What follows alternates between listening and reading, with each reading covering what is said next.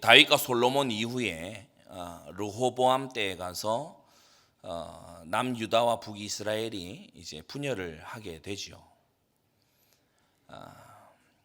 이 남유다는 르호보암 계열로 다윗, 솔로몬, 르호보암으로 이어지는 올바른 계통이고, 북이스라엘 10지파로 이루어진 이 북이스라엘은 비록 세력은 강하지만 솔로몬의 신하였던 여로보암이 이 찬탈을 함으로써, 반역을 함으로써 일어난 이 올바른 계통이 아닌 그런 국가인 것입니다. 그래서 가만히 보면 남유다에는 하나님께서 계속해서 자비와 긍휼을 베푸시는데, 북이스라엘은 계속해서 악행을 하고 심판을 자초하는 걸 이제 볼 수가 있죠. 그러면 남유다의 왕들이 다 잘했냐? 그렇지 않습니다. 몇몇 왕들만 좀 하나님께 신실하게 했는데, 대표적으로 세 왕을 꼽으라면 히스기야, 여호사밧, 요시야 이 정도가 있겠죠. 근데 우리가 잘 알듯이 히스기야 이 왕이 유월절을 회복한 왕 아닙니까? 우리가 지금 추수감사절 기간을, 수장절 기간을 보내고 있는데, 이걸 이제 기념하는 그런 시즌입니다. 그런데 우리가 신약에 성례로 지키고 있는 유월절의 의미를 담은 거죠. 주님의 희생, 그것을 이제 구약에서는 유월절로 내다봤는데, 그걸 회복한 사람이 바로 이 히스기야란 말이에요. 그래서 성전도 정화하고 유월절도 회복하고 이렇게 하면서 아주 하나님께서 보실 때 순종하고 종교를 개혁하고 그렇게 하는 이 행보를 보이는데, 어느 날 난데없이 이 아수르의 대군이 쳐들어옵니다. 성경을 가만히 보면 하나님을 순종하고 하나님을 섬기고 그렇게 하다가 이 환란이 오고 고난이 딱 올 때가 있어요. 전부 다 하나님께서 증인되게 하시고 이를 통해서 하나님의 사심을 나타내시는 도구가 되는 줄 믿습니다. 그런데요, 비슷한 이 일인데, 이 바벨론이 일어나 가지고 이전에 아수르가 일어났을 때에는 히스기야에게 엄청난 하나님의 사심을 나타내는 도구가 되더니만, 바벨론이 일어나 가지고 이 유다를, 똑같은 왕국인 유다를 치는데, 이게요 이제 징벌인 거예요. 증인이 되는 문제가 아니고 아주 징벌을 이루고야만은 그런 일이 이제 되고 말지요. 나라가 망하게 되고, 우리가 잘 알듯이 성전도 회파되고 포로로 잡혀가게 되는 겁니다. 계속해서 예레미야 같은 선지자, 이런 선지자들이 일어나서 경고하는데도 하나님을 거역하고 계속해서 죄를 즐겨 짓고, 그렇게 할 때에 대군이 쳐들어오니까 완전히 망하는 걸 보게 되죠. 성경은 이 역사의 반복입니다. 순종하고 있는 자에게 하나님께서 문제를 허락하실 때, 또 거역하고 있는 자에게 하나님이 문제를 허락하실 때 서로 굉장히 결과가 다르더라. 자, 오늘 말씀의 제목이 고난의 종류와 우리의 자세입니다. 지금 우리가 성전 건축의 해를 맞이를 해서 지나고 있는데, 여러분은 어떠한 영적 상태 속에 지금 올해를 보내고 있습니까? 교회가, 주님의 몸된 교회가 성전 건축을 하고 새로운 틀을 이제 준비를 하는 거죠. 그렇게 해 나가는데, 여러분은 어떠한 영적 상태 속에서 이 기간을 보내고 있냐? 이게 이제 중요한 부분이겠죠. 여러분, 세 가지 부분에 중요한 도약이 있어야 될 줄로 압니다. 첫 번째, 기도예요. 기도. 교회는 만민의 기도하는 집입니다. 여러분이 이런저런 얘기 잡담 많이 하지 말고 기도하세요. 335 모이면 기도하세요. 우리 중직자분들에게 제가 종교인 수련회 때도 마찬가지고 꼭 부탁했는데, 전도에 대해 얘기하시고, 그리고 반드시 성도들끼리 모여 앉으면 기도하시라 제가 부탁을 드린 적이 있습니다. 우리 장로님, 권사님, 안수 집사님들은요, 이걸요 사명감을 가지고 하셔야 돼요. 우리가 하나님 말씀으로 이어지지 않는 대화는요 불경건한 대화입니다. 하나님 말씀을 인용하기에 너무나 안 맞다, 그런 건요 불경건한 대화예요. 그래서 항상 우리가 대화하는 속에 말씀과 기도로 나아가게끔 그렇게 해야 되는데, 여러분, 기도에 있어서 도약이 있어야 됩니다. 그냥 기도하는 사람이 있고 하나님의 뜻을 딱 가지고 기도하는 사람이 있어요. 다르죠. 자기 처한 상황이 답답하니까 기도하는 사람하고 하나님의 뜻을 붙잡고 기도하는 사람이 있어요. 완전 다릅니다. 여러분은 어떤 기도자입니까? 하나님의 뜻을 붙잡고 딱 기도하시기를 바랍니다. 하나님의 뜻은 어디에 나타나 있죠? 하나님 말씀에. 오늘을 인도하시는 하나님의 뜻은 어디에 있습니까? 강단 말씀에. 그래서 강단 말씀 붙잡고 기도하는 거, 이게요 굉장히 중요한 포인트인 겁니다. 최근에도 제가 어떤 분이 이제 얘기하시는데 강단에서 한 얼마간 계속 같은 메시지가 들려오더래요. 처음에는 다른 사람 얘기구나 이렇게 생각을 했대요. 그런데 어느 순간 이 말씀을 내가 참 붙잡아야 되겠구나, 나의 말씀으로 잡힌 거죠. 그때부터 이 새로운 눈이 열리기 시작하고 하나님의 이 축복 속으로 이제 들어가게 된 거예요. 성도 여러분, 남의 얘기가 아니고 내게 주시는 내 말씀으로 받아야 됩니다. 그래야 내가 예배자가 되는 거예요. 예배 구경꾼이 아니고 내가 예배자가 되는 거예요. 여러분, 성전 건축에 우리는 성전 건축 어떻게 합니까? 기도의 힘으로 하는 겁니다. 여러분, 기도로 하는 거예요. 사람들이 막 의논 맞추고 여기 찾아다니고 저기 찾아다니고 세상 방식으로 하는 게 아니고 기도로서 해나가는 거예요. 여러분, 기도하면요 사람이 생각하지 못했던 일들이 일어납니다. 여러분, 믿으십니까? 기도하면 하나님이 역사하기 시작하십니다.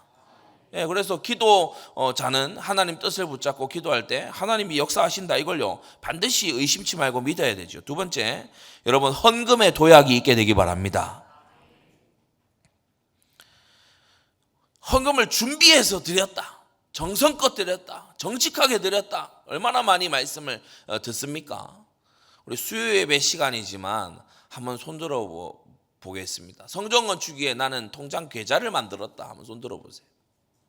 솔직하게. 증명서 떼오라 안 할 테니까 솔직하게 손 똑바로 한번 들어보세요. 부끄러운 일입니까? 손 내리시고.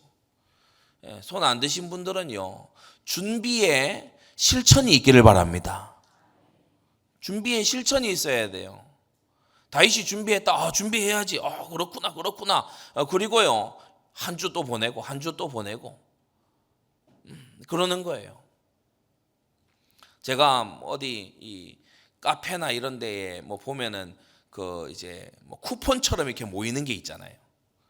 우리가 치킨을 사 먹어도 쿠폰을 이렇게 모읍니다, 그렇죠? 쿠폰 모아서 시키는 건 왜 그렇게 양이 작아요? 쿠폰이라고 미리 얘기를 안 해야 되나 봐. 그런데 쿠폰 모으고 그렇게 합니다. 그건요 기가 막히게 준비해요. 몇 장인지 세고 준비하고 내 입으로 들어간다 이거죠. 그런데 우리가 하나님께 드리는 거, 하나님의 영광을 위해서 하는 거, 여러분 마음 담아서 준비하세요. 이거 마음 담은 준비가 뭐냐? 오늘 이 수요 예배 말씀 딱 듣고 내일 목요일 딱 시간 딱 해서 은행 가서 여는 겁니다. 여러분 그게요 순종의 첫 단추예요. 내 집 마련하기 위해서는 주택 청약 이거 하잖아요. 저도 주택 청약 붙고 있습니다. 여러분 다른 거는 찾아서 하잖아요. 여러분 하나님의 집을 위해서 여러분 정말 준비하시기를 바라고요. 준비해 온 것으로 드린 분들은 참 잘하셨는데 막 코앞에 닥쳐서 주변 눈치 보면서 작정은 해야 되겠고 또 난 못하겠고 입장 곤란하고, 여러분 이거요 정말 이 수준 떨어지는 겁니다. 여러분 우리 헌금에 도약이 있어야 됩니다. 그래서 이번 성전 건축 또 앞으로도 우리가 하나님 앞에 섬길 일천지교의 일들이 남아있는데 여러분 나의 삼경제를 확인하는 그런 기회가 되기를 바랍니다. 나에게 준비되어 있는 하나님의 삼경제가 있어요. 그걸 확인을 해야죠. 언제까지 성경의 증인들과 교회사의 증인들만 보고 하고 입 벌리고 있을 겁니까? 여러분 나에게 준비된 하나님의 응답 그거 확인하려면 정말 성경 말씀대로 많이 뿌려서 많이 거두는 증인들 되시기 바랍니다. 세 번째, 훈련의 도약이 있어야 돼요. 훈련의 도약. 제가 우리 주일 현장 팀들에게 그걸 부탁을 했습니다. 뭐냐 하면 영접 초청까지 하는 거 거기에 머물러 있지 말고 정착 전도로 우리가 나아가야 된다. 정착 전도. 그래서 구미 서울 게시판, 교회 게시판에 붙여놓으라 그랬어요. 이 정착전도 19개 메시지 있잖아요. 그거 붙여놓으라 했어요. 여러분 내려가서 한번 보시면 있을 겁니다. 더 어떻게 하면 여러분을 도울까? 여러분이 어떻게 하면 전도자로 상급을 쌓을 수 있도록 도와드릴까? 저는 이제 그 생각이 아주 강한데, 여러분 정말 전도자로 더 쓰임받을 수 있도록 훈련되시기를 바랍니다. 현장 가서 복음을 전하고 이 사람이 영접했잖아요. 축하한다 그러고 보내면 안 돼요. 하나님이 나의 복음으로 당신을 부르셨다 이거 말해줘야 됩니다. 안디옥 교회 전도자인 나를 통해서 오늘 하나님이 당신을 안디옥 교회로 부르셨다 이거 얘기해줘야 됩니다. 그 외에도요, 주님은 나와서 세례 받으라 하셨다. 주님은 나와서 말씀을 배우라고 하셨다. 주님은 교회에 당신이 지체됐다고 하셨다. 그 외에도 메시지들이 우리가 많이 있잖아요. 여러분 그거 가지고서 여러분 영접 전도를 넘어서서 정착 전도로 훈련의 도약이 되시기를 바랍니다. 네, 그래서 자꾸만 이 전도 훈련도요, 도약이 되줘야 돼요. 어떤 분들은 영접이 많이 되는데 이제 갈수록 힘 빠지죠. 왜 그렇습니까? 정착 열매가 없으니까. 여러분 전도는 어떻게 해야 완성이 되는 겁니까? 예배자가 돼야 전도가 완성이 되는 겁니다. 그리고 훈련돼야 될 것 중에 우리가 중요한 게 지금 성전 건축 이제 내년에 우리가 절대센터를 보게 되는데, 서울도 마찬가지고 보게 되는데, 여러분 옛 틀 깨시기 바랍니다. 목사님 한 번씩 그 예시로 드시죠. 본당 크기가 엄청 큰데 작은 그 신디사이저 그거 가지고서 와서 이거 써달라고. 근데 그걸 도저히 쓸 수가 없잖아요. 뭐 호환도 안 되고. 그런데 그걸 써달라고 완전히 예틀입니다. 여러분 우리가 진짜 고넬료도 품을 수 있는 큰 틀을 갖춰야 됩니다. 그 당시에 이스라엘 사람들에게 이 백부장 고넬료라고 하면요, 우리나라 뭐 예를 들면은 어떻겠습니까? 뭐 조선 총독부 경부 같은 그런 사람입니다. 일제시대 조선 총독부 경부 같은 그런 사람이 고넬료예요. 교회에 오면은 뭐 어떤 눈치로 바라보겠습니까? 그러니까 그런 예틀을 가지고는 세계복음화 못하는 거예요. 여러분 초대교회는 고넬료도 진짜 수용할 수 있는 그것을 안디옥 교회가 다 갖추고 있었고, 초대 안디옥 교회는요 너무 이렇게 인종차별 심하던 그런 시대였지만 니게르라 하는 사람도 다 이렇게 할 수 있는, 헤롯의 젖동생도 다 받아들일 수 있는 여러분 그런 큰 틀을 갖추시기 바랍니다. 자꾸 쪼잔하게 있으면 안 돼요. 특히 우리 중직자분들요, 교회는 커져가는데 나는 막 쪼잔하다 그러면 안 됩니다. 나는 막 이런 뭐 한마디 두마디 막 이런 거 가지고 막 삐져 있고 그럴 시간이 없어요. 여러분 옛 틀 깨고 나오시기 바랍니다. 새 틀 갖춰야 돼요. 큰 틀을 갖춰야 돼요. 옛 구닥다리식으로 우리가 그렇게 하면 안 된다는 것입니다. 여러분 성전 건축의 해를 맞이해서 기도에 헌금에 훈련의 도약이 있게 되기 바랍니다.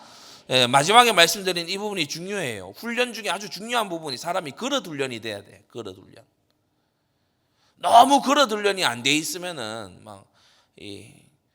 뭐 응답을 줄 수가 없잖아요. 너무 그릇 훈련이 안 돼 있으니까. 요셉의 형들 그릇 훈련이 너무 안 돼 있어요. 그러니까 요셉이 총리인데 애굽에서 할 수 있는 역할이 아무것도 없어. 아니 자기 아우가 이 총리인데 요셉이 봐도 아무것도 시키면 안 돼. 뭐 하냐? 막 은잔 그런 거 들어온 거 이런 거 감추기 바빠요. 자기 동생 팔려간다 그러는데 전부 입 닫고 유다 빼놓고 전부 입 닫고 있어요. 그런 상태인 거예요.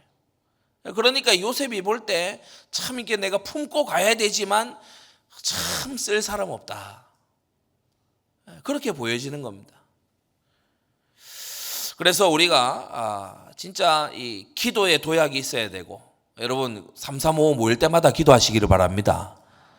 그래서 이 성전 건축을 위한 기도 특공대라 그러는데, 제가 볼 때 기도 방위도 안 하는 분들이 있어요. 기도 공익도 안 하는 분들이 있다고. 그러지 마세요.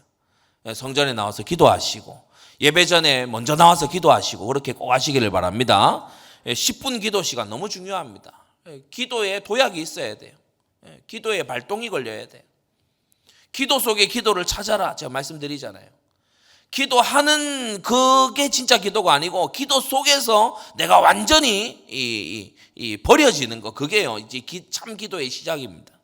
그래서 기도에 헌금에 훈련의 도약이 있어야 되겠다. 자, 오늘 이제 본론인데 고난의 종류입니다.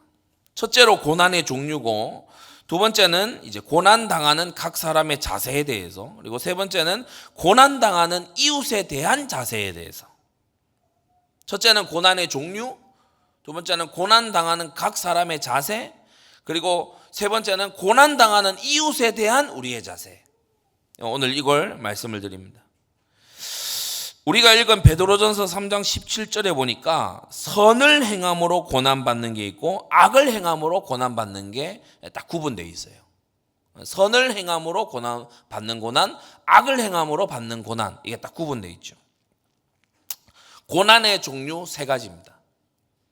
첫째, 악행에 따른 고난이에요.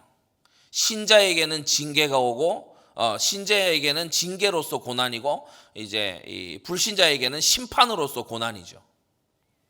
악행에 따른 고난입니다.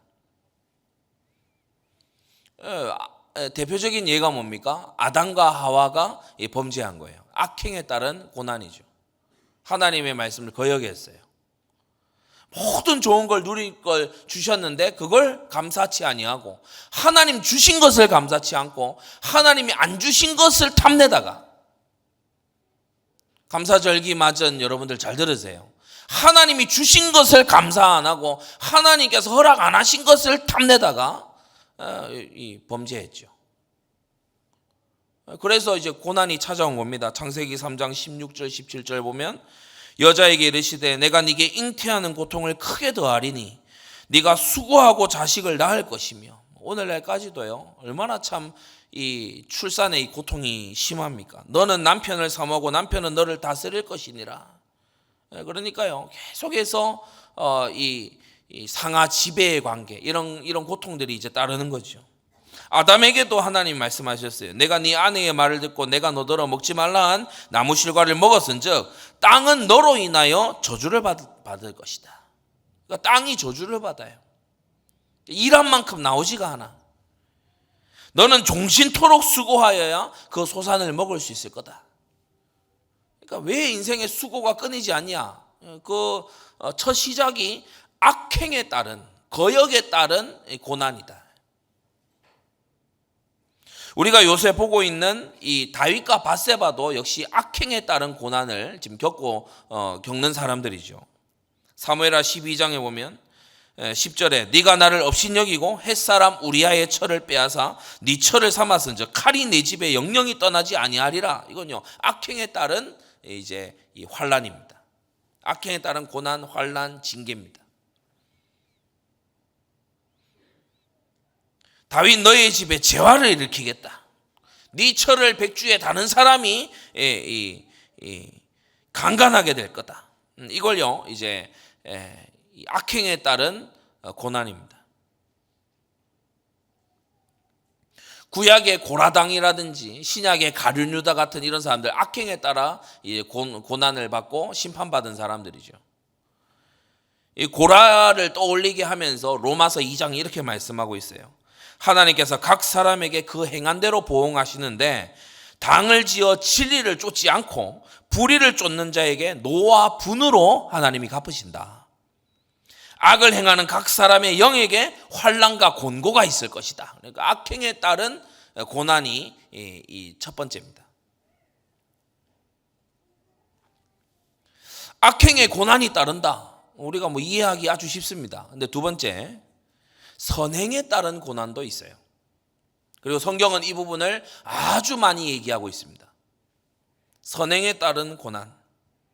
선행에 고난이 따른다는 거, 선을 행함으로 고난받는 것, 17절 그것이 하나님의 뜻이다 이렇게 성경은 말하고 있는데, 선을 행함으로 고난받는다 이건요 많은 이 비복음주의자들을 당황스럽게 합니다. 율법주의자는 이 선행에 따른 고난, 이게 굉장히 당혹스러워요. 왜 그렇죠? 율법주의는 지키면 복 받는다 이거거든요. 율법주의는 지키면 복 받는다 이거예요. 지켜라 복 받을 거다. 이게 율법주의의 이 핵심이잖아요. 네가 율법 지켜 그러면 복 받는다. 이게 핵심이잖아요. 그런데 성경이 선행에 고난이 따른대. 선행을 하면 어려워진대. 그러니까 율법주의로서는 이게 당혹스러운 거예요. 뭘 잘못했겠지 이렇게 이제 막 추측을 합니다. 뭔 악행이 있어도 있겠지. 근데 성경은 선을 행함으로 받는 고난 이걸 딱 얘기를 하거든요. 그러니까 율법주의로는 이게 납득이 안 되는 거죠.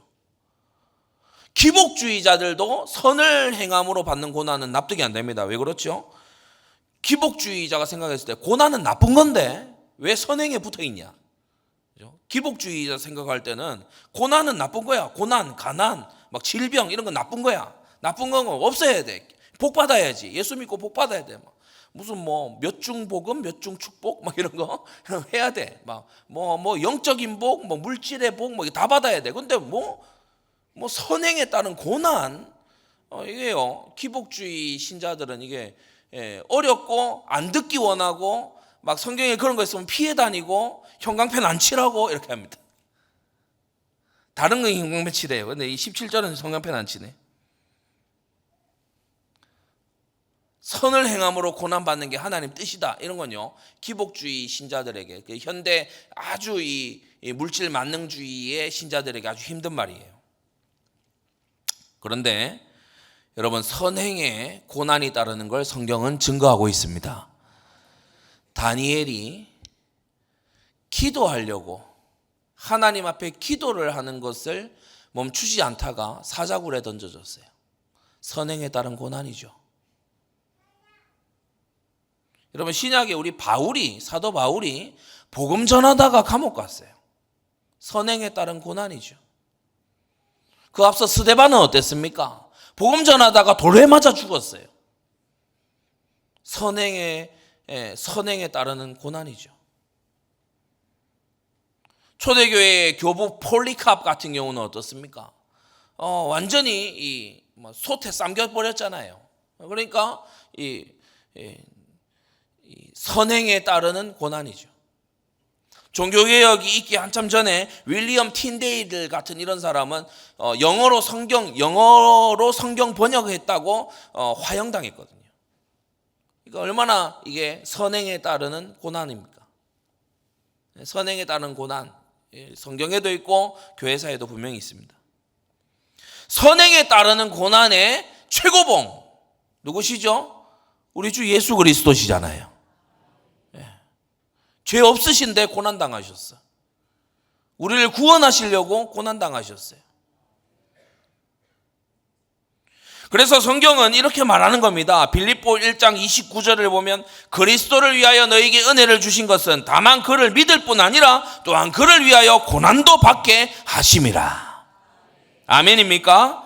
디모데후서 3장 12절에는요. 무릇 그리스도 예수 안에서 경건하게 살고자 하는 자는 핍박을 받으리라. 로마서 8장 17절에는 우리가 그와 함께 영광을 받기 위하여 고난도 함께 받아야 될 것이니라. 여러분 우리가 인간적으로 이렇게 서로 간의 관계 속에 있어도요.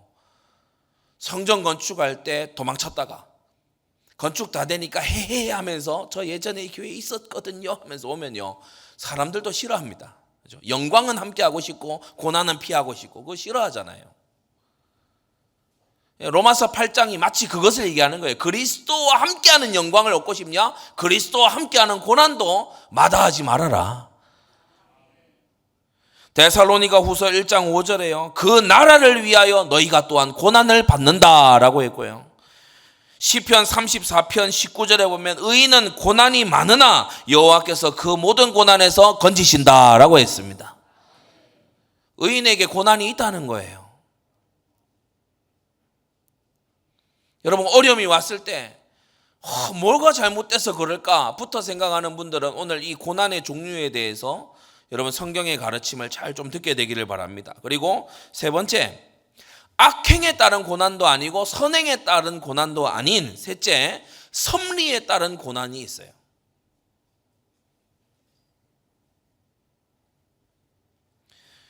요셉이 어느 날 노예로 팔려갔어요. 악행을 해서 그런가? 형들을 자꾸 고자질 해가지고 악행을 해서 그러면 하나님이 벌하신 건가? 성경의 근거가 빈약해요. 없어요. 성경이 그렇게 해석하지 않아요. 그러면 요셉이 막 선을 행한 그 결과로 막 고난받아서 노예로 간 건가? 그것도 아니에요. 그렇게 설명하지 않아요. 하나님의 섭리에 의해서. 그래서 이 세 번째 섭리에 의한 고난은 특징이 있는데, 선행이나 악행의 결과로서 오는 고난이 아니고 하나님이 이 고난을 통해서 무언가 새로운 걸 시작하려고 하실 때, 그 고난을 통해서 주님께서 그 다음 일을 하나님께서 계획하실 때 주로 이 섭리에 따른 고난이 있게 되는 겁니다. 다윗이 광야에서 쫓겨다니는 거예요. 악행을 해서 그런가? 아니죠. 그러면 다윗이 선행을 한 그 대가로 그러면 고난을 받는 건가? 그런 차원도 약간은 있겠지만 그런 차원이 주가 아닙니다. 장래를 두고서, 미래를 두고서 하나님이 하시는 섭리의 일환인 거예요.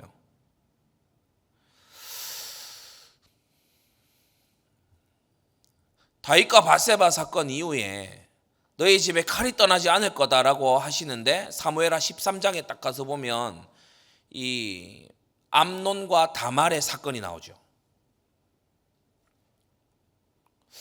여러분 한번 이 암논의 이복누이 압살롬의 여동생인 이 다말을 한번 생각해 보세요.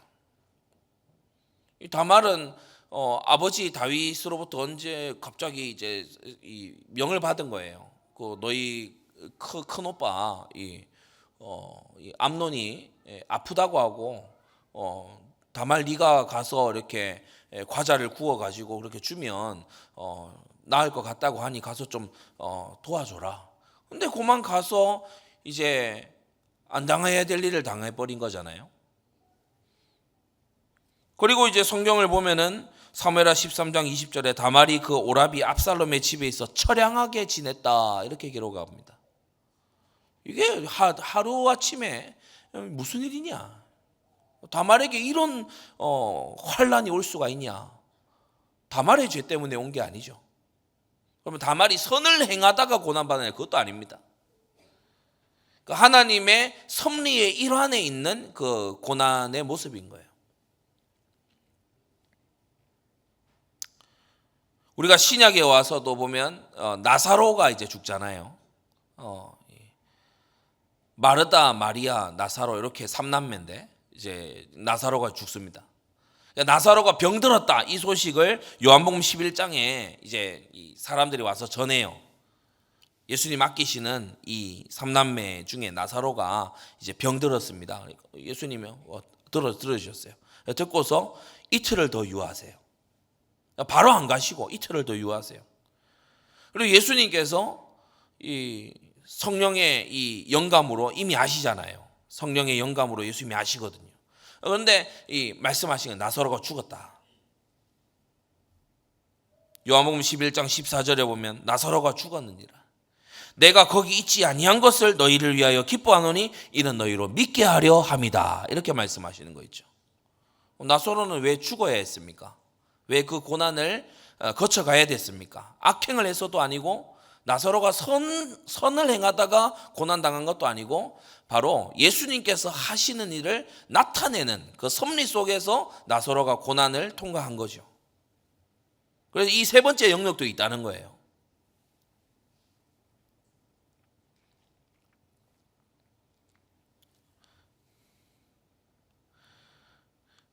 그래서 다시 이 고난의 종류를 정리해 보면 악행으로 오는 고난, 징계 내지는 심판.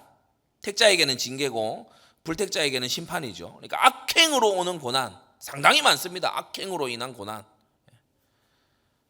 노아 홍수도 악행으로 인한 시대의 타락으로 인한 고난이에요. 바벨탑 언어가 다 혼잡하게 된 거 또 악행으로 인한 고난이죠.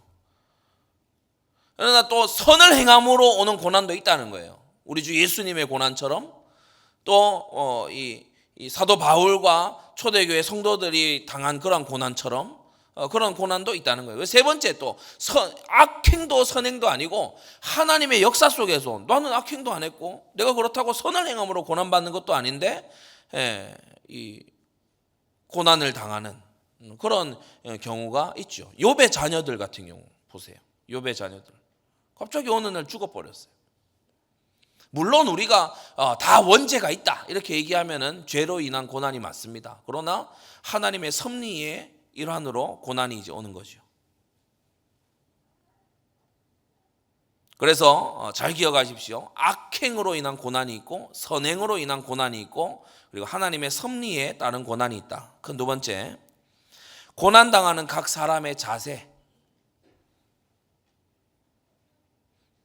악행으로 고난당하는 사람, 선행으로 고난당하는 사람, 그리고 섭리 속에서 고난을 거쳐가는 사람, 이 세 부류가 있는데 공통적으로 가져야 되는 자세가 있습니다. 공통적으로 가져야 되는 자세는 다음으로 요약이 돼요. 믿음, 소망, 사랑. 여러분, 악행이든 선행이든 섭리든 여러분 어떤 경우에도 어려움 앞에서 하나님을 인정하십시오. 하나님이 하셨어요. 너는 범사의 그를 인정하라. 그리하면 내 길을 지도하시리라. 범사가 뭐죠? 모든 일. 우리는 믿음으로 모든 고난을 바라보는 것입니다. 하나님이 하셨어요. 사람이 가져다 준 것 같아도 하나님이 하셨어요. 내 실수로 일어난 것 같아도 하나님이 허용하셨어요. 영적인 눈으로 봐야 돼요. 그리고 우리는 이 고난 가운데 소망이 있어야 되는데 뭐냐 하면 그 고난을 피하려 하지 말고 여러분 인내하시기를 바랍니다. 하나님이 꺼내줄 때까지 그 고난 속에 있어 봄이 유익합니다. 더 나은 것을 바라봐야 돼요. 더 나은 것. 이 공통자세입니다. 더 나은 걸 바라봐야 돼요. 그리고 사랑으로 이 고난을 돌파해야 되는데 바로 이 사랑의 아주 중요한 요소인 겸손입니다. 사람에게 비웃음 당하고 막 조롱당하고 어렵고 심신이 어렵고 몸이 병들고 마음도 어렵고 막 그렇습니까? 여러분 그로 인해서 겸손해지세요. 불평하지 말고 그로 인해서 겸손해지세요. 나는 이렇게 연약한 존재구나. 그걸요 바르게 봐야 됩니다. 제가 독감이 많이 돌잖아요. 환절기 때 눈에 보이지도 않는 독감이요. 이게 막 목이 아픈 거예요. 제가 이비인후과를 최근에 갔어요. 최근에 갔더니 그 의사 선생님 참 터프하더만요. 목을 이렇게 잡더니 여기입니다 여기 이러더라고요. 거긴 거 알아요. 여기가 부었습니다. 알아요. 그 느낌이 있어. 침 삼킬 때 아픈데 뭐. 후두가 많이 부으셨군요. 알겠고 주사 좀 달라고. 주사 맞고 나오는데 좀 나아지는 것 같아요. 약 처방받은 거 다 안 먹고 그냥 좀 먹고 말았어요. 눈에 보이지도 않는 바이러스 때문에 세균 때문에 막 우리가 픽픽 쓰러집니다. 우리가 진토임을 잊지 말아야 됩니다. 우리는 기껏해야 움직이는 흙덩어리거든요. 그래서 우리가 고난 앞에서 사랑으로 돌파해야 되는데 사랑의 중요한 요소가 뭐냐? 사랑은 항상 자기를 낮춥니다. 사랑은 거만히 행치 않죠. 여러분 다른 고난받는 자를 생각하십시오. 사랑의 중요한 요소 이타성. 다른 고난받는 자를 다시 한번 생각하세요. 노쇠해져 갑니까? 여러분 앞서 노쇠하셔봤던 부모님을 떠올려 보세요. 이런저런 어려움이 있습니까? 성경의 고난 속에 있었던 분들을 떠올려 보세요. 이게요 공통으로 악행이든 선행이든 섭리든 간에 고난 앞에 선 자의 공통적 자세입니다. 믿음의 눈으로 소망 가운데 사랑의 겸손함과 이타적인 눈으로 그 고난을 바라봐야 돼. 나만 고난 당하는 것처럼 의시되고 막 울부짖고 그러지 말고. 자, 그러면 세부적으로 들어가서 악행으로 고난 또는 징계 당하는 자가 가질 자세는 어떠한가? 세 가지인데요. 그 범한 악행을 참으로 회개하십시오. 원인은 거기 있어요. 악행으로 인한 고난이잖아요. 그 악행을 참으로 회개해야 돼요. 그 악행 자체를, 고난 말고 그 악행, 고난을 불러온 그 악행을 단식해야 돼요.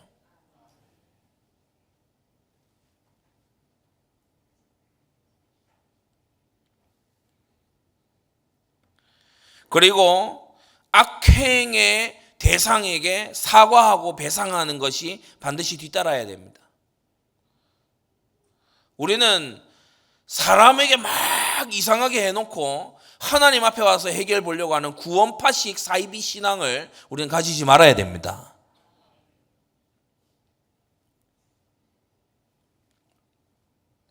악행을 참으로 회개해야 돼요. 둘째, 겸손히 고난을 감내해야 됩니다. 악행으로 인한 고난은요, 겸손히 고난을 감내해야 돼요. 불평하지 말고 그 고난을 받아내야 돼요. 우리가 미가서 6장에 보면은 매를 순히 받으라 이 말씀이 나옵니다. 미가서 6장 2절에 보면 매를 순히 받아라.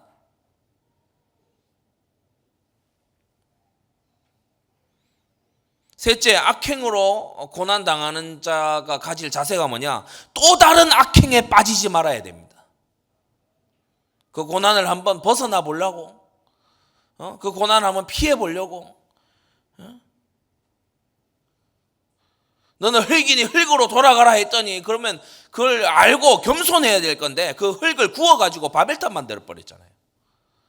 그러니까 이런 짓 하지 말아야 돼요. 고라당 보고 모세가 나오라 그랬거든요. 그러니까 근데 나오면 하나님이 불러 치시가 돼. 그러니까 250족장을 막 선동을 하는 거예요. 그러니까 악행을 덮으려고 더 큰 악행을 하면 상황은 더 악화됩니다.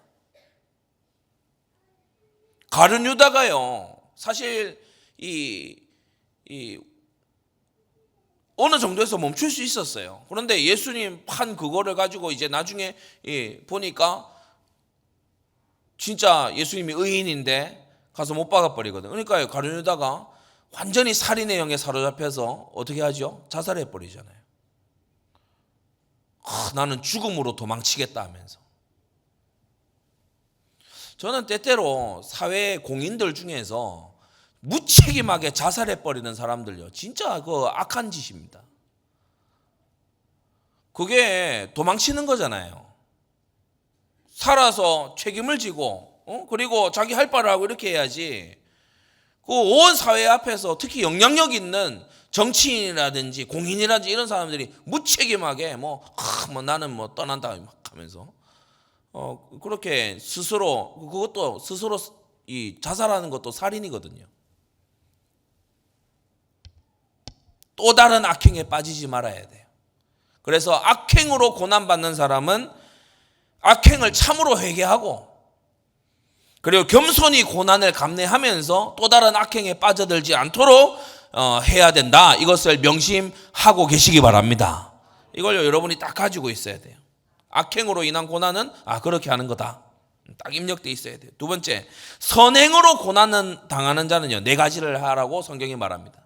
선행으로 고난 당하는 자 네 가지를 해라. 첫째, 그 고난 자체로 즐거워하라고 말합니다.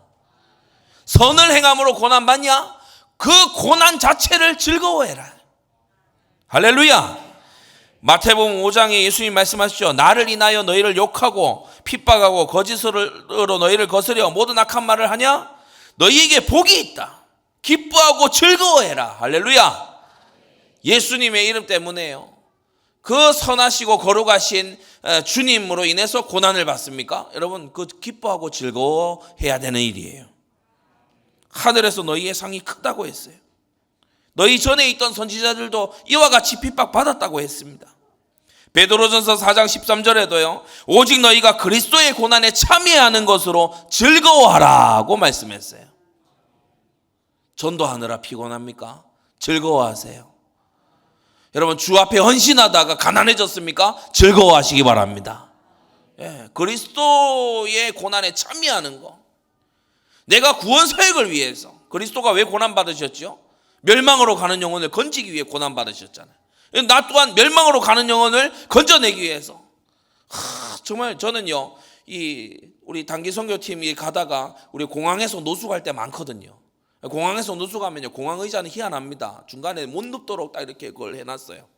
근데 우리 또 기가 차게 그 속으로 파고들거든. 그래가지고 막 이렇게 그 후리스 같은 거 위에 덮고 막 추운데 거기서 막 이러고 있단 말이에요. 그런데 그 밤이 얼마나 감격적인지. 기도하고요. 그 공항에서 이제 지새는 거예요. 왜냐? 아직 그 와서 유하라 하는 사람을 못 만났어. 그래서 공항에서 자야 돼. 숙소 잡지 말고 가야 되잖아. 그러니까 이제 유하라 하는 누가복음 9장 10장의 사람 아직 못 만났다고. 그러니까 그게요, 주를 위해서 말씀 따라가려고 정말 누가복음과 사도행전의 선교를 따라가려고 하다가 이 어려움을 당하는 거잖아요. 제가 방글라데시 단기 선교 갔다 돌아오니까 여기 다 발진이 다 일어나는 거예요. 물이 이상한지 뭐 여기 막 피부가 다 이상해지는 거예요. 감사한 일이죠. 그렇지 않습니까? 어디 뭐 놀러 다니다가 그런 일 겪은 게 아니잖아요. 주님이 아시잖아요. 여러분 그리스도의 고난에 참여하는 것으로 즐거워하시기 바랍니다. 성경은 선행으로 고난 당하는 자는 4가지 자세를 가져라. 첫 번째, 그 고난 자체로 즐거워해라. 왜냐? 그리스도를 위해 선을 행하다가 고난 받는 것은 영광이다. 여러분 이 인식을 바르게 가지시기 바랍니다. 두 번째, 선행으로 고난 당하는 자는 두 번째, 지나간 고난들을 생각해라. 지나간 고난들. 야고보 5장 10절을 보면 형제들아 주의 이름으로 말한 선지자들로 고난과 오래 참음에 본을 삼으라고 말합니다. 예레미야가 어떤 고난을 당했죠? 시위대 뜰에 갇히고 거짓 선지자로부터 뺨 맞고 그런 수모와 고난을 당했습니다.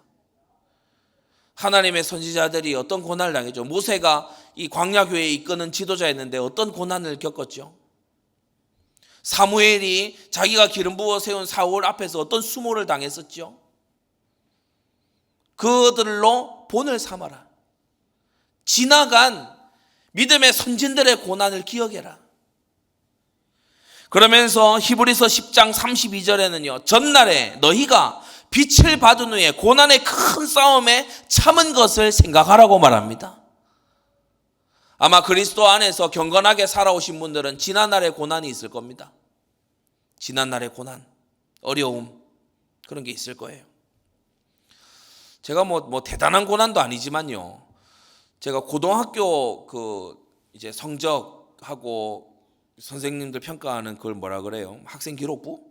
그걸 이제 최근에 다 뭐 전산화됐다 그래서 한번 들어가서 봤어요.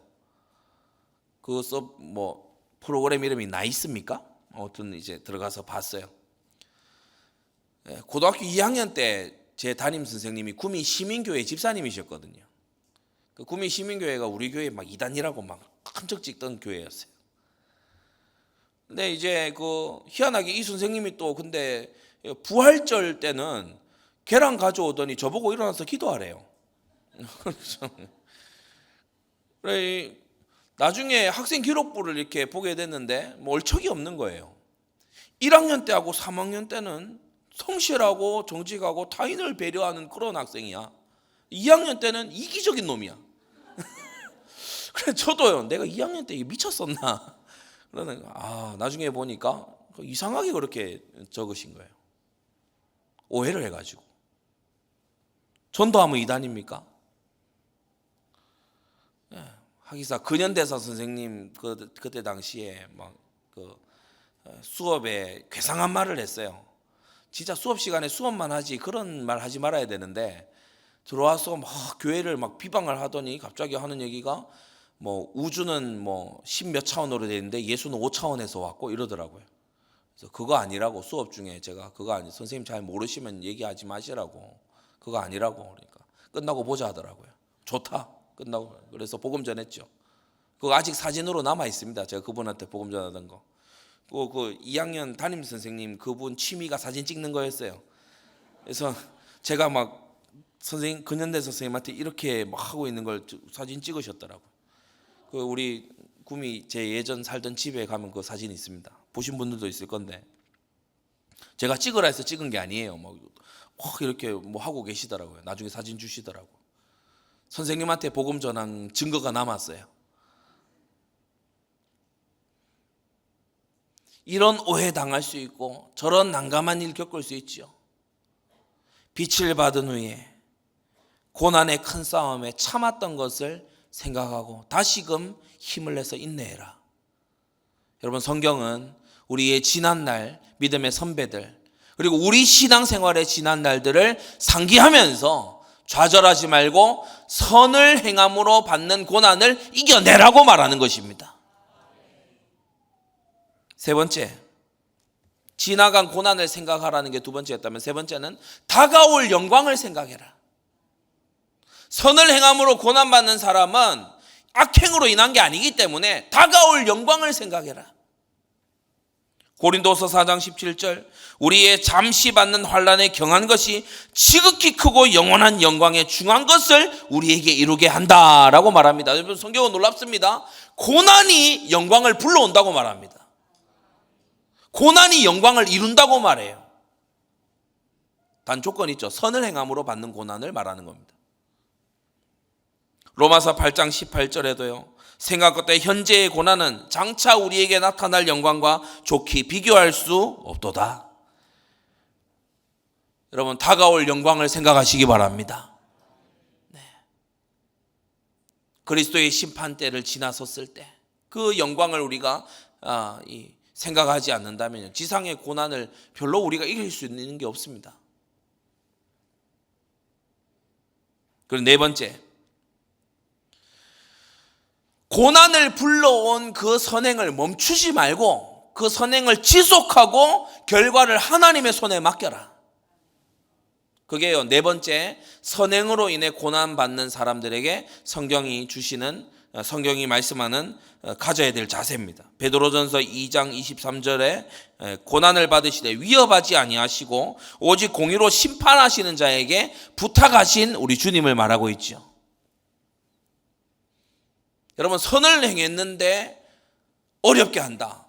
억울할 수 있어요. 그죠? 욱할 수 있어요. 그게 아니라고 항변하고 싶을 수 있어요. 우리 주님은 그렇게 안 하셨습니다. 하나님의 공의에다 맡기셨어요. 하나님을 믿음으로 선을 행했는데 고난이 오니까 고만 하나님을 안 믿어. 그것만큼 잘 달려가다가 이탈하는 게 없겠죠. 하나님을 믿기 때문에 순종으로 선을 행했어요. 그런데 이것 때문에 막 사람들이 어렵게 해. 그러니까 막 사람에게 가서 막 하소연하고 막 원망하고 막 이러는 거예요. 아니에요. 하나님 손에 그것도 맡기세요. 여러분, 믿음으로 시작했으면 믿음으로 지속하시기 바랍니다. 베드로전서 4장 19절에 하나님의 뜻대로 고난을 받는 자들은 또한 선을 행하는 가운데 그 영혼을 미쁘신 조물주께 부탁할지어다. 선을 행하는 가운데라고 했어요. 멈추지 말고. 고난이 온다고 뒤로 물러서지 말고. 그러니까 악행으로 오는 고난하고 완전 다르죠. 악행을 해서 고난이 오는 건 빨리 악행을 멈춰야 돼요. 근데 선을 행함으로 고난이 오는 건 선행을 멈추면 안 돼. 선한 행동을 멈추면 안 돼. 순종을 멈추면 안 된다고. 전도를 멈추면 안 되고 섬김을 멈추면 안 되고 봉사와 희생을 멈추면 안 돼. 계속해서 나가면서 미쁘신 조물주께 여러분의 영혼을 부탁하십시오. 그럼 뭐가 악행이고 뭐가 선행입니까? 그 기준이 성경입니다. 그 기준이 바로 성경에 대한 올바른 해석입니다. 그러니까 이 강단 말씀이 너무 중요한 거죠. 이게 선을 행하는 거고 저게 악을 행하는 거다. 이걸요, 딱 기준점을 주는 하나님의 말씀이 얼마나 중요한지 아시겠죠? 그러니까 이 고난을 보는 눈이 완전히 달라지는 거예요. 그리고 세 번째, 섭리로 고난을 당하는 자의 가질 자세는 뭐냐? 성경은 이 섭리로 고난 당하는 자를 다음과 같이 표현하는데 베드로전서 2장 19절에 애매히 고난을 받는 자 이렇게 표현되어 있어요. 애매히 고난 받는 자. 이 애매히 고난 받는다라는 게 바로 선행으로 고난받는 것도 아니고 악행으로 고난받는 것도 아닌 제3의 이 고난을 말하는 거예요. 애매히 고난을 받는 자는 하나님을 생각함으로 슬픔을 참으면 아름답다라고 했어요. 여러분, 섭리의 고난 속에 있는 사람은 말씀과 기도 속에 머무르시기 바랍니다. 모든 것의 답이기도 하죠, 사실. 우리가 섭리의 고난이라고 하는 것은 사실 우리가 잘 모르는 영역에 속하는 겁니다. 이 고난으로 하나님이 뭘 이루실지 잘 모르는 영역에 속한 거예요. 병자를 데려와서 예수님 앞에 꺼내놓으니까 제자들이 이랬죠. 이 자의 죄 때문입니까? 부모 죄 때문입니까? 예수님께서 땡, 둘 다 아니야. 이 자의 죄 때문이면 악행으로 인한 고난이잖아요. 이 자의 부모에 의한 죄 같으면 이 사람에게 이제 뭐 다른 계획이 있어 그런 거잖아요. 근데 이 예수님께서 하시는 말씀이 뭡니까? 이 사람을 통해 하나님의 영광을 나타내기 위해서 그렇다. 섭리에 의한 고난이구나. 우리가 잘 모르는 영역이에요. 섭리의 영역. 그러니까 뭐예요? 말씀과 기도 속에 머물러 있어야 됩니다. 아멘입니까? 시편 119편 92절에 이 말씀이 있는데, 주의 법이 나의 즐거움이 되지 아니하였다면 내가 내 고난 중에 멸망하였으리이다 라고 고백해요. 우리는 고난 앞에서 어느 날 갑자기 질병이 닥치거나 암 선고를 받거나 또는 가족 중에 누가 갑자기 어려움을 겪게 되거나 나 자신이 어느 날 파산하게 된다거나 갑작스럽게 사기를 맞게 된다거나 이런 일들 앞에서 우리는요 당황합니다. 막 갈팡질팡합니다. 사람을 원망해 보기도 하고요. 하나님께 매달려 보기도 하고요. 이런저런 생각을 막 하기도 하고요. 울어보기도 하고요. 하소연하기도 하고 온갖 일 다 하는데 여러분, 고난을 보는 올바른 눈이 오늘 열리게 되기를 바랍니다.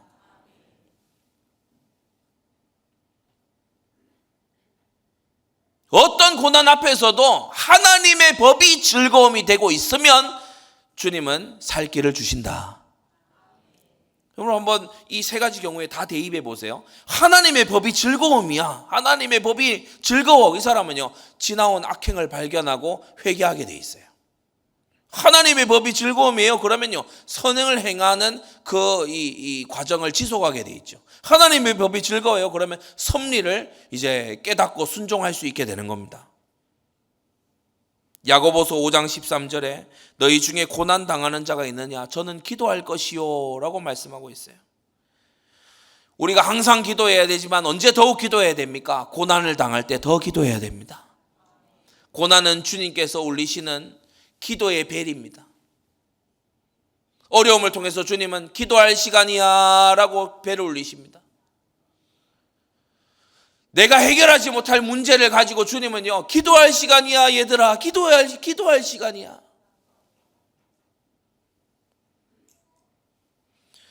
사무엘하 22장에요 다윗이 고백하잖아요. 내가 환난 중에서 여호와께 아뢰며 나의 하나님께 아뢰었더니 저가 그 전에서 내 소리를 들으시며 나의 부르짖음이 그 귀에 들렸도다. 어려운 중에 기도한 거예요.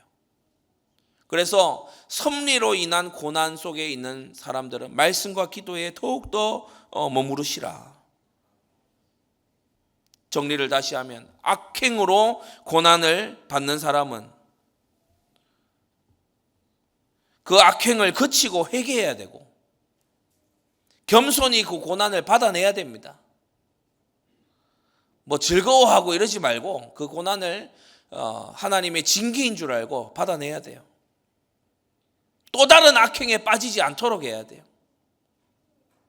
선을 행함으로 고난받는 사람은 네 가지 하라 했죠. 그 고난 자체를 즐거워하고 영광으로 여기고 지나간 고난들을 생각하면서 믿음의 선배들의 고난을 생각하면서 소망을 가지고 다가올 영광을 생각하고 선행을 지속하고 하나님께 결과를 맡기는, 그리고 섭리로 고난받는 자는 말씀과 기도 속에 더욱더 들어가라. 마지막 큰 세 번째입니다. 자, 그러면 고난당하고 있는 이웃을 볼 때, 고난당하고 있는 우리 교우들을 볼 때 우리의 자세가 이제 세 가지로 딱 구분이 되죠. 바로 이 세 번째를 위해서 이제 1번, 2번이 다 온 겁니다. 이 세 번째, 고난당하는 이웃이나 교우, 형제, 자매에 대해서 우리가 가져야 될 자세. 첫째, 악행으로 고난당하고 있고 징벌받고 있는 이웃에 대해서 함부로 측은히 여기지 마세요. 크게 아멘 하시기 바랍니다. 함부로 위로해대지 마세요. 함부로 격려하지 마세요. 그거 하나님이 안 기뻐하십니다. 나단이요, 다윗하고 가까운 사이입니다. 사무엘하 7장에 보면은 다윗이 나는 백향목 궁에 거거든 하나님의 법궤는 들판에 있도다 이 한마디 하니까 다 알았어요. 다 알아들었어요. 왕이여 마음에 있는 것을 행하소서. 그러니까 서로 이 대화를 보면요, 항상 서로 통하고 있는 사람들의 대화예요. 나단이 다윗하고 친밀합니다. 그런데 나중에 12장에 가서 보세요. 나단이요, 책망하고 경고하고 저주를 선언하고 돌아서서 나와버립니다. 여러분, 하나님의 사람들은 그래야 됩니다.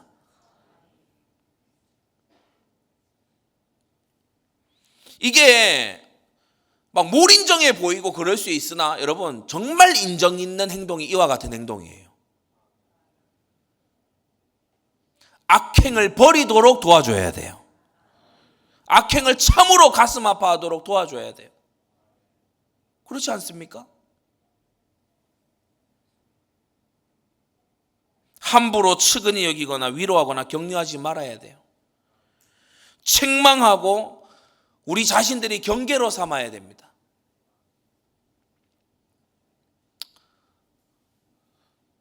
그 향로를 다 들고 나왔잖아요. 고라한테 선동당한 250인 족장들이 향로 다 들고 나왔어요. 불이 나와서 다 삼켜버렸죠.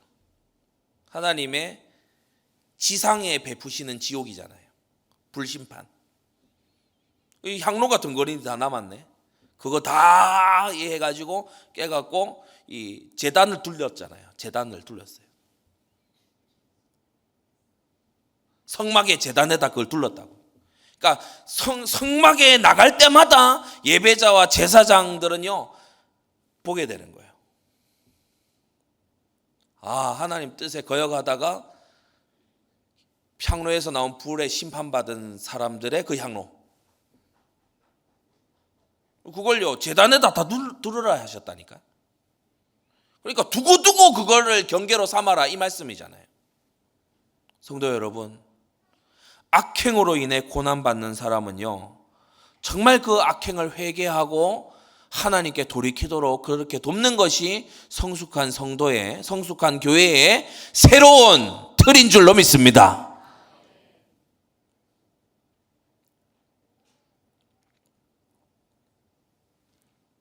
둘째, 선행으로 고난당하는 동료 성도 또는 이웃이 있을 수 있어요. 선행으로 고난당하는 그런 성도, 그런 또 이웃 있을 수 있어요. 이런 자들을 향해서 여러분 위로하시기를 바랍니다. 그것도 말씀으로 위로하세요. 믿음 안에서 위로해야 돼. 격려하세요. 격려하세요. 소망이 있다. 격려하세요. 중보하고 기도하세요. 힘내서 고난을 통과하게끔 격려하세요. 선을 행함으로 고난받는 그런 성도들, 뭐 예를 들어 우리 초대교회 핍박 중에 있었던 이런 성도들, 바울이요 편지로 격려하잖아요. 격려해요. 선행으로 오는 고난을 동시에 우리는요 그 사람이 선행으로 고난받는 걸 보면서 어이구 난 저런 선행하지 말아야지, 나는 제사 없이 넙죽넙죽 받아먹지, 저렇게 막 쫓겨나고 막 이러지 말아야지, 여러분 그렇게 생각할 게 아니라 하나님을 순종하는 것이 사람의 말 듣는 것보다 낫구나. 그래서 선행으로 오는 고난을 사모하는 여러분 되기 바랍니다. 교회는 기준이 달라진 사람들의 모임이에요. 우리는 기준이 다른 사람들이에요. 우리는 선을 행함으로 고난받는 걸 앙망하는 사람들입니다. 우리는 지금 이 순간에도요 예수 믿음 때문에, 하나님의 계명 때문에 인내하고 고난 중에 있는, 세계 도처에 핍박 중에 있는 우리 형제 자매들을 위해 우리 기도하는 사람들 아닙니까? 제가 다른 어떤 거는 구독 이런 거를 월간지 구독 이런 걸 거의 뭐 안 합니다만은 그 오픈도어 선교회 그건 이제 구독을 합니다. 제가 개인적으로 방문 또 하기도 했었고, 그 오픈도어 선교회가 여러 펴내는 책들, 굉장히 귀중한 책들이 많죠. 지하교회를 준비하라라든지 리차드 원브란트 목사님의 그런 이 저서라든지 이런 것들이 이제 순교자의 소리 이런 걸 통해서 이제 많이 이제 퍼지죠. 깨어 있게 되는 거예요. 풍요의 시대에 쩔어들지 않도록. 우리 동시대에도 많이 있습니다. 핍박당하는 성도들을 위해서 우리 기도하면서 우리도 평안한 시대를 살지만 마치 핍박 시대를 사는 것처럼 신앙의 절개가 깨어 있어야 될 줄로 압니다. 세상과 바람 피지 말고, 세상과 놀아나지 말고, 항상 마음에 내가 그리스도를 사랑하는지 세상을 더 바라는지 그걸요 깨어서 점검할 수 있는. 여러분, 우리는 선을 행함으로 고난받는 것이 하나님의 뜻이다라는 말씀을 오늘 함께 들었습니다. 우리 17절 베드로전서 3장 17절 오늘 이 한 구절인데 다시 한번 크게 읽읍시다. 다 같이 읽읍시다. 시작. 선을 행함으로 고난받는 것이 하나님의 뜻일진데 악을 행함으로 고난받는 것보다 나으니라. 아멘.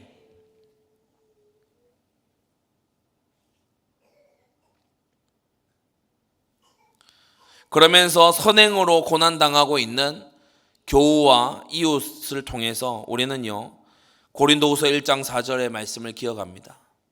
우리의 모든 환난 중에서 우리를 위로하사 우리로 하여금 하나님께 받는 위로로서 모든 환난 중에 있는 자들을 능히 위로하게 하시는 자로다. 아멘.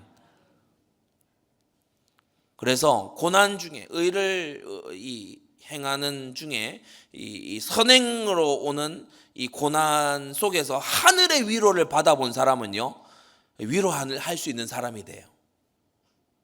위로할 수 있는 사람이 된다니까. 이제 세 번째 남았죠. 섭리로 고난당하는 이웃에 대해서 어떻게 해야 되겠습니까? 하나님을 생각하고 말씀과 기도 속에 머물도록 도와줘야 됩니다. 사람을 원망하거나 불신앙으로 기울어지거나 악행으로 기울어지지 않도록 도와줘야 됩니다.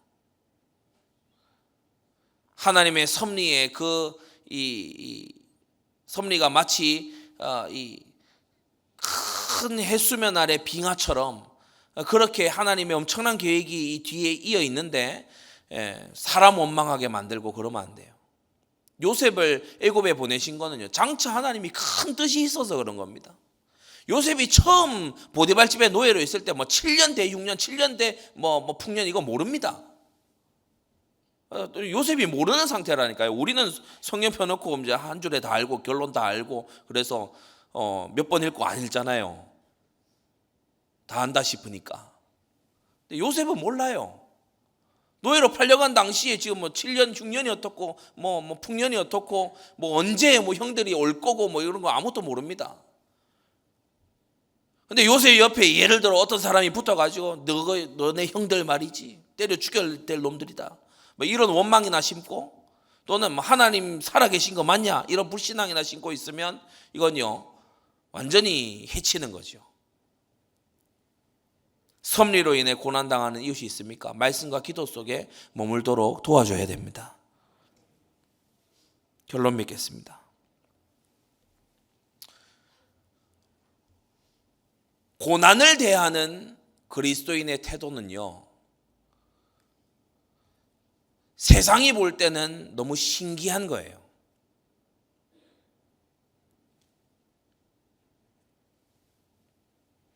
현장에는 어떤 증인이 필요합니까? 엄청난 부자가 필요합니까? 엄청 성공한 자가 필요합니까? 세상에는 악을 행하면서도 성공한 자들이 많습니다. 하나님을 전혀 믿지 않으면서 최고의 부자가 되는 자들도 많습니다. 세계 최대의 영토를 정복했다고 알려진 알렉산더와 징기스칸 이 두 사람 모두 다 하나님 모르던 사람들입니다. 그럼 부와 성공과 명예가 하나님을 누린 절대적인 기준이냐? 아니죠. 세상에는 어떤 증인이 필요합니까? 부요한 자나 성공하는 자가 아니라 부요와 성공에 빠져 죽지 않는 경건한 증인이 필요합니다.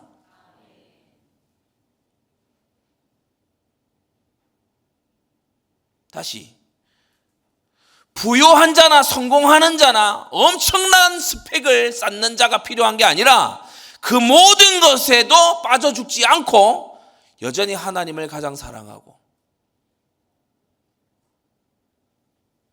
여전히 구주 예수 그리스도의 신부로서 정결한 그 증인이 필요하죠.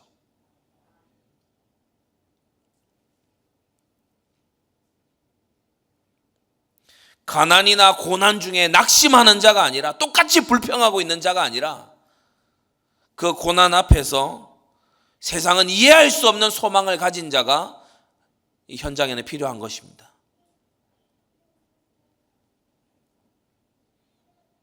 여러분이 더 많은 돈을 벌게 되고 더 성공하게 되면 세상 사람들은 여러분의 숨은 기도를, 여러분의 그 응답의 원천이신 하나님을 부러워하는 게 아니고 응답을 부러워할 겁니다. 여러분의 성공을 부러워할 겁니다. 시샘 알기도 하고 비결을 알고 싶어 알기도 할 겁니다. 마치 저 사도행전에 나온 마술사 시몬처럼 내게도 이런 능력을 돈 줄 테니까 좀 주시오, 이런 사람들이 생겨날 겁니다. 그러나 여러분, 참된 영향력은 그런 데 있는 게 아니에요. 성공에 빠져 죽지 않고 선을 행함으로 고난받는 속에 소망을 굳게 가지는 것. 이 세 가지 고난 중에 특별히 두 번째, 세 번째 고난, 악을 행함으로 고난받는 것 말고 선을 행함으로 고난받는 것과 섭리 속에 받는 고난, 이 속에서 세상은 악을 행함으로 받는 고난만 있기 때문에 그리스도 밖에는 악을 행함으로 받는 고난, 왜냐? 그리스도 밖에서는 선을 전혀 행할 수가 없잖아요. 그러니까 악을 행함으로 받는 고난밖에 없기 때문에 악으로 악을 덮으려 하고 악으로 악을 어떻게 해보려고 하는 그것밖에 없는 세상 앞에 선을 행함으로 받는 고난과 그 영광이 무엇인지 보여주는 그런 그리스도인들. 기준이 다른 사람들, 차원이 다른 사람들, 잣대가 달라진 사람들. 세상은 그런 충격적인 그리스도인들을 기다리고 있는 겁니다.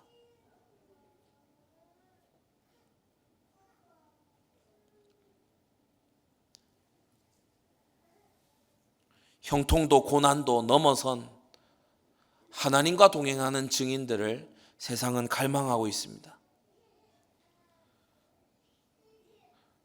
성도 여러분, 선을 행함으로 고난받는 것이 하나님의 뜻이고 이것은 악을 행함으로 고난받는 것보다 말할 수 없이 나은 것입니다.